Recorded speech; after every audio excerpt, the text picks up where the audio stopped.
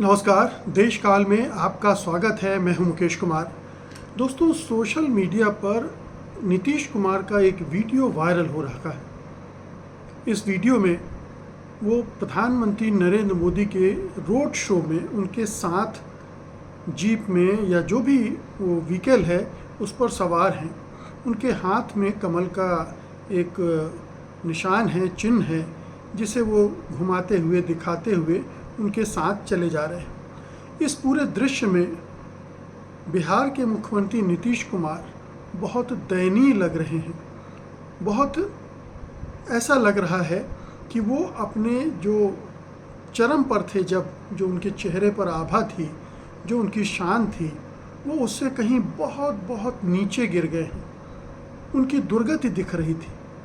वो बिल्कुल ऐसे लग रहे थे कि जैसे दूसरे की बारात में शामिल होके जा रहे हों। वो अपनी पार्टी का नहीं, दूसरी पार्टी का प्रचार कर रहे थे। और उनको जिस ढंग से प्रधानमंत्री से बिल्कुल नीचे खड़ा किया गया था, वो भी अपने आप में बताता है कि उनकी हैसियत प्रधानमंत्री मोदी ने, बीजेपी ने क्या कर दी है। लेकिन इसके लिए कौन जिम्मेदार है? क्या प्रधानमंत्री मोदी जिम्मेदार हैं, या भारतीय जनता पार्टी जिम्मेदार हैं, या फिर खुद नीतीश कुमार जिम्मेदार हैं, जिन्होंने दल बदल करके अपनी पूरी छवि ध्वस्त कर ली, एक के बाद एक पलटी खाई और अपनी जो भी साख बनी थी उसको सारा चौपट कर लिया। और जब से वो महागठबंधन तोड़ के बीजेपी के साथ मिले हैं, और जितनी भी और भी बीजेपी के साथ वो मंचों पर नज़र आए हैं, प्रधानमंत्री मोदी के साथ मंचों पर नज़र आए हैं, वो बड़े हास्यास्पद लगे हैं, बड़े दयनीय लगे हैं, और बड़ी ही निर्लज्जता उन्होंने दिखाई है।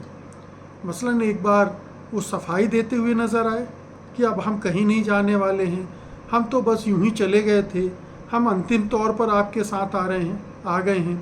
उनको भरोसा दिलाने की कोशिश कर रहे हैं। एक दूसरी रैली में वो प्रधानमंत्री के पैर छूने लगे।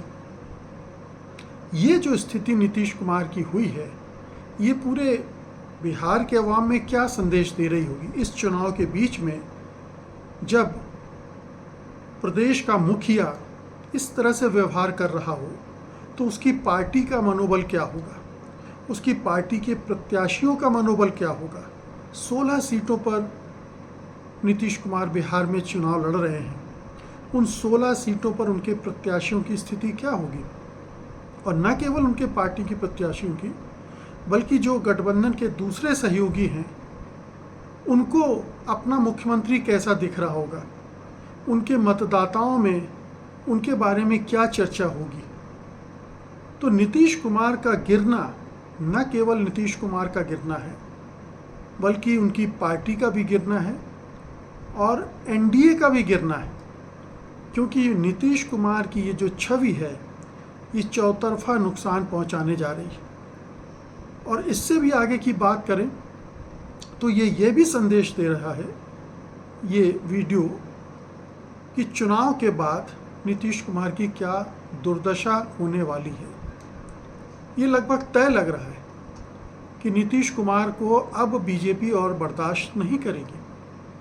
हो सकता है कि नीतीश की पूरी पार्टी को वो गड़प कर जाए, तोड़ ले, नीतीश कुमार को मजबूर कर दे कि आप सत्ता छोड़ो, केंद्र में मंत्री बनो, यहाँ अब और नहीं आपकी ज़रूरत है।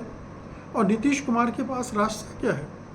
क्या वो लौट के फिर से आरजेडी के पास जाएंगे और आरजेडी उनको गले लगा लेगी? हो सकता है लगा ले, हो सकता है उनके लिए रास्ते खोल रखे हैं। ये तो तेजस्वी यादव भी कह चुके हैं, लालू यादव भी कह चुके हैं।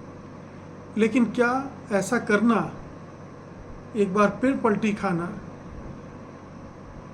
अपनी छवि को और चौपट नहीं कर लेगा? तो जो गलतियां नीतीश कुमार ने की हैं अतीत में, उसकी सज़ा वो भुगत रहे हैं, और अब जो गलतियां कर रहे हैं उसकी और भी बुरी सज़ा होगी। सत्ता से बाहर होने के बाद उनका वो सम्मान भी अब नहीं होगा जो अभी तक उन्हें मिल रहा था। तो नीतीश कुमार ने अपने पैरों पर कुल्हाड़ी मारी है, एक नहीं कई बार मारी है, लेकिन अब जिस तरह से वो पेश आ रहे हैं पब्लिकली, वो निश्चित रूप से दुखद है, शर्मनाक है।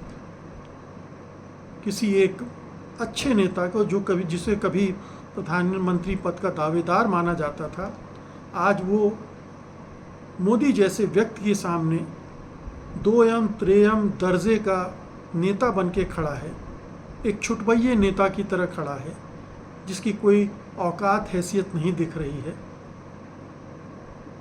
ये भारतीय राजनीतिक इतिहास का एक बहुत ही दुखद अध्याय है और इसे हमेशा याद रखा जाएगा।